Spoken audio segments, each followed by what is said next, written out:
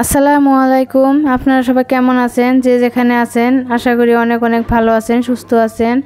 আজ আরও একটা নতুন রেসিপি নিয়ে চলে এসেছি। এখানে আমি আইসক্রিম নিয়েছি, আনারসের আইসক্রিম। আনারসের সিজন, এই আনারসের সিজন থাকতে থাকতে আনারসের আইসক্রিম বানিয়ে খেয়ে দেখবেন, আশা করি খুব খুব ভালো লাগবে। এখানে আমি একটা আনারস নিব, পুরোপুরি একটা আনারস আমার লাগবে না, আধা আনারস হলে হয়ে যাবে। আর নিয়েছি চকলেট আর আনারস দিয়ে আমি ঘরে অল্প উপকরণ দিয়ে কিভাবে আইসক্রিম বানাবো সেটাই আমি আজ আপনাদের সঙ্গে শেয়ার করতে চলেছি।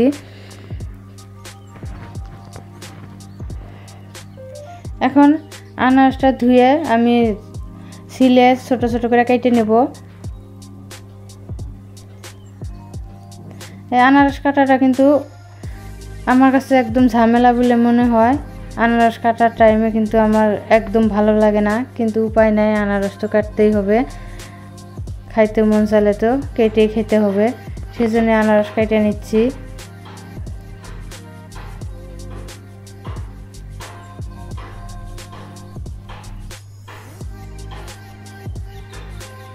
আমার ভিডিওটা প্রথম থেকে শেষ পর্যন্ত দেখার জন্য আপনাদেরকে অনুরোধ রইল। দেখেন আনারস আমি ছিলে নিয়েছি, ছিলে কিন্তু আর একবার ধুয়ে নিয়েছি। এখন এখান থেকে আধা আনারস নিব, নিয়ে আমি ছোট ছোট করে কেটে নেব।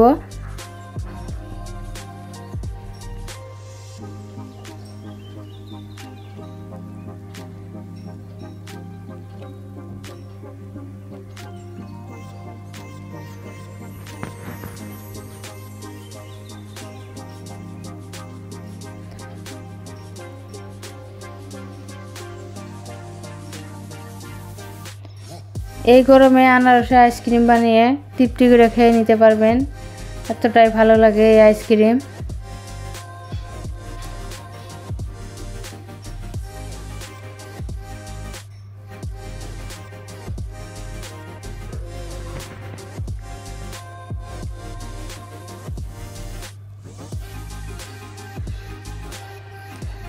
আমার আনারস কাটা হয়ে গেছে, সাইডে রেখে দিলাম। দিয়ে এখন আমি চকলেটগুলো ভালো করে গুঁড়ো করে নেব। যেহেতু চকলেট কিন্তু মিক্সারে গুঁড়ো করলে হয় না, সেজন্য আমি শিলপাটায় গুঁড়ো করে নিচ্ছি।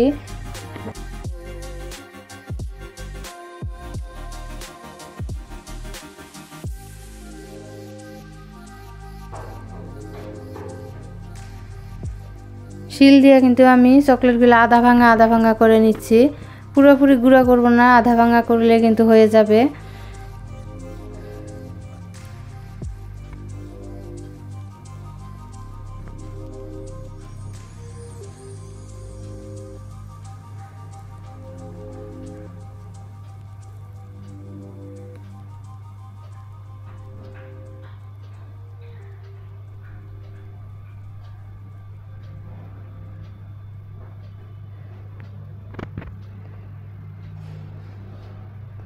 দেখেন আমার চকলেট গুঁড়ো করা হয়ে গেছে। চকলেট কিন্তু বেশি মিহি করে গুঁড়ো করার দরকার নাই।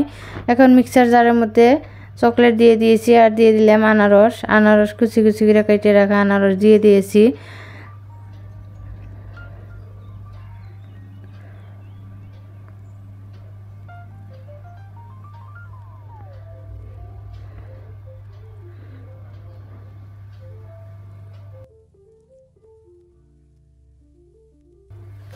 আর অল্প একটু চিনি দিয়েছি, দিয়ে পেস্ট করে নিয়েছি। দেখেন আমার পেস্ট করা হয়ে গেছে, কত সুন্দর হয়েছে না?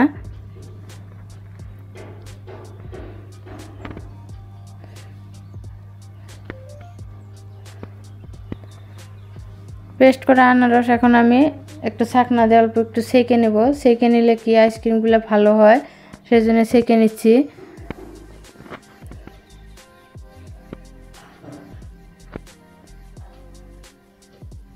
ভর্তি হয়ে গেছে, সাইড দিয়ে পড়ে যাচ্ছে।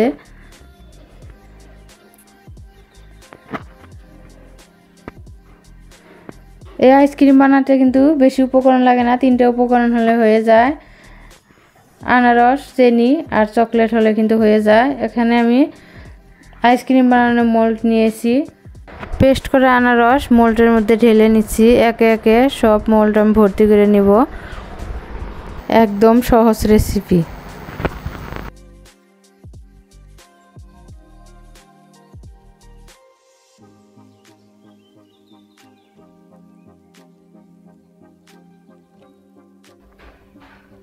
দেখেন আধা আনারস দিয়ে 6টা আইসক্রিম হয়ে গেছে।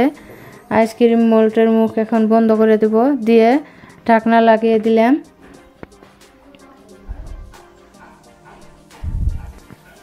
ঢাকনা লাগিয়ে উপরে দিয়ে কিন্তু বাঁশের কাঠিগুলো দিয়ে দেব। বাঁশের কাঠি দিলে কিন্তু আইসক্রিম দেখতেও ভালো লাগে আর বের করতে কিন্তু সুবিধা হয়, সেজন্য আমি বাঁশের কাঠিগুলো দিয়ে দিলাম।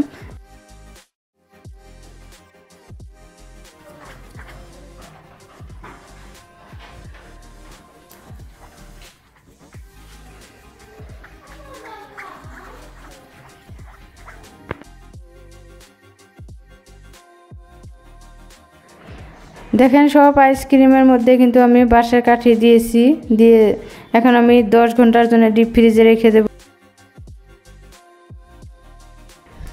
10 ঘন্টা পর আমি ফিরে আসব।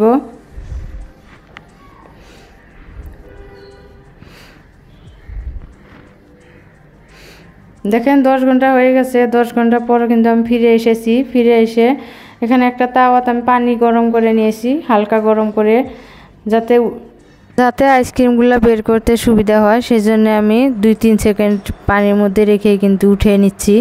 বেশি সময় রাখবেন না, বেশি সময় রাখলে কিন্তু গলে যাবে। দেখেন কি সুন্দর আইসক্রিমগুলো উঠে যাচ্ছে। হাত দিয়ে টান দেওয়ার সঙ্গে সঙ্গে কিন্তু আইসক্রিমের মোল্ডের ভিতর থেকে আইসক্রিম উঠে আসছে। দেখেন একটা আইসক্রিম আমার লাঠি উঠে আসছে। 6টা আইসক্রিমের মধ্যে আমি 5টা বের করে নেব, আর একটা বের করব না। দেখেন আইসক্রিমগুলো দেখতে কত সুন্দর লাগছে, খেতে কিন্তু অনেক অনেক মজা হয়েছে।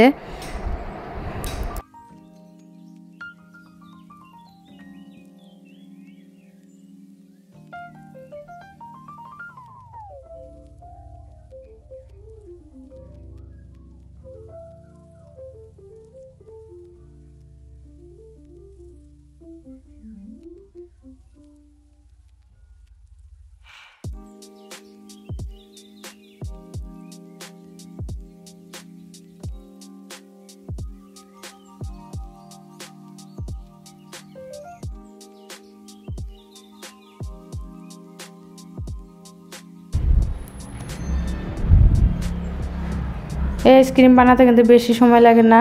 হাতে যদি অল্প সময় থাকে আইসক্রিম বানিয়ে ডিপ ফ্রিজে রেখে দিবেন।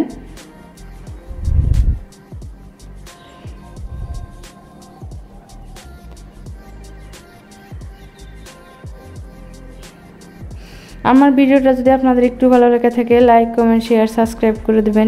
প্লিজ সাবস্ক্রাইব করে দিবেন, বেল আইকনটি বাজিয়ে দিবেন। সবাই অনেক অনেক ভালো থাকেন, সুস্থ থাকেন। আসসালামু আলাইকুম।